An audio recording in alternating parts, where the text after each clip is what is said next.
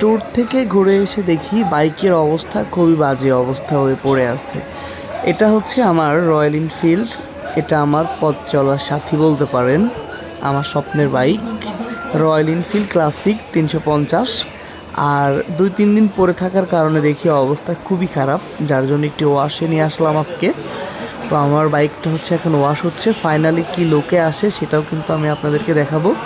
Wash কিন্তু শেষের দিকে, আর ওয়াশ শেষ করার পরেই ফাইনালি যে লুক সেটাই হচ্ছে এই লুকটা চলে আসছে। দেখুন এখন ওয়াশের পরে, যেহেতু 2-3 দিন পরে ছিল, খুবই বাজে অবস্থায় ছিল, যাক আলহামদুলিল্লাহ আবার নতুন লুকে ফিরে পেয়েছি। ট্যুর থেকে ঘুরে এসে দেখি বাইকের অবস্থা খুবই বাজে অবস্থা হয়ে পড়ে আছে। এটা হচ্ছে আমার রয়্যাল এনফিল্ড। এটা আমার পথ চলার সাথী বলতে পারেন। আমার স্বপ্নের বাইক রয়্যাল এনফিল্ড ক্লাসিক 350।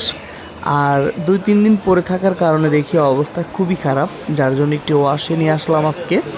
তো আমার বাইকটা হচ্ছে এখন ওয়াশ হচ্ছে, ফাইনালি কি লুকে আসে সেটাও কিন্তু আমি আপনাদেরকে দেখাবো।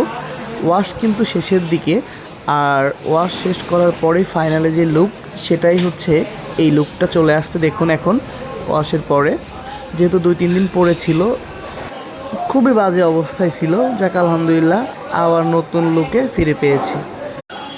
ট্যুর থেকে ঘুরে এসে দেখি বাইকের অবস্থা খুবই বাজে অবস্থা হয়ে পড়ে আছে। এটা হচ্ছে আমার রয়্যাল এনফিল্ড। এটা আমার পথ চলার সাথী বলতে পারেন। আমার স্বপ্নের বাইক রয়্যাল এনফিল্ড ক্লাসিক 350।